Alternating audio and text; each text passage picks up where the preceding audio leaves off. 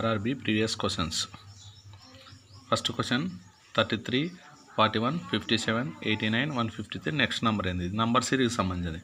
ఇటువంటి వాటిలో మనం ఏం చేయాలంటే ఒకదానికొకటి మధ్య సంబంధం ఏదో చూసుకోవాలి. ఫస్ట్ ఆఫ్ ఆల్ చూడండి, 33 తర్వాత 41 ఎలా అవుతుంది? +8. తర్వాత 41, 57 ఎట్లా అవుతుంది? +16. మళ్ళీ 57, 89 కావాలంటే +32.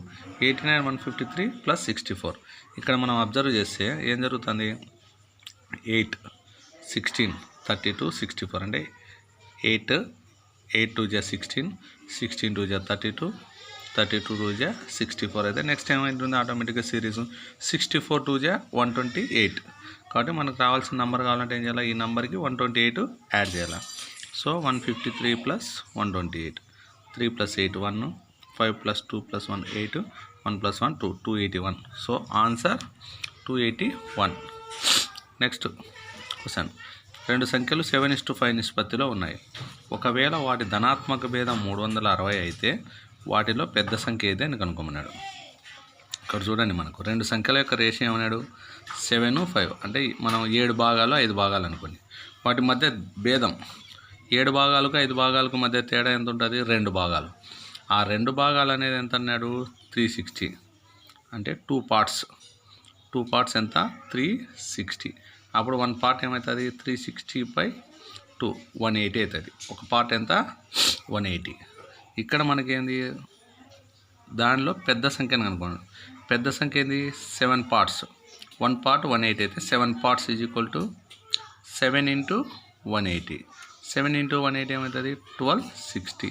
So answer 1260. Option 2 right answer. Next, P మరియు Q పూర్ణాంకాలు Q ≠ 0 అయ్యే విధంగా P/Q రూపంలో 0.512 బార్ని వ్యక్తపరచండి. ఇట్లాంటి లెక్కలు సింపుల్. 0.512 బార్ అనేది 3 అంకెల మీద ఉంది కదా. ఇక్కడ మనం ఏం చేయాల్సిన అవసరం లేదు. ఈ బార్ తీసేసి పైన రాసేస్తాం. లవంలో పైన బార్ తీసేసి రాస్తే ఏమవుతుంది?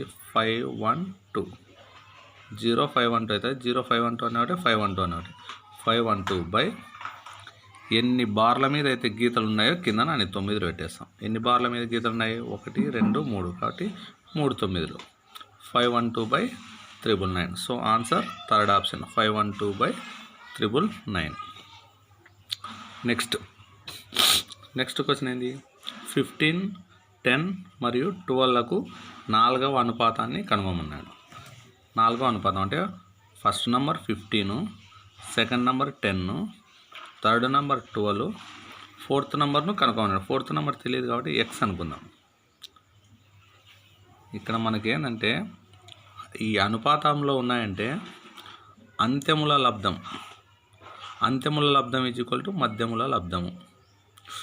అంటే అంత్యములు అంటే ఏంటి? చివరి వాటిని రెండింటిని మల్టిప్లికేషన్ అనేది రెండింటి మధ్య యొక్క మల్టిప్లికేషన్కి సమానం. అంటే 15 × x = అంత్యముల లబ్ధం = మధ్యముల లబ్ధం 10 × 12 అవుతుంది అన్నమాట. అప్పుడు మనకు x కదా కనుక్కోండి. x = ఏమవుతుంది? 10 × 12/15 అవుతుంది. 5 2 × 5 3 × 3 1 × 3 4 × 2 × 4 ఏమవుతుంది? 8.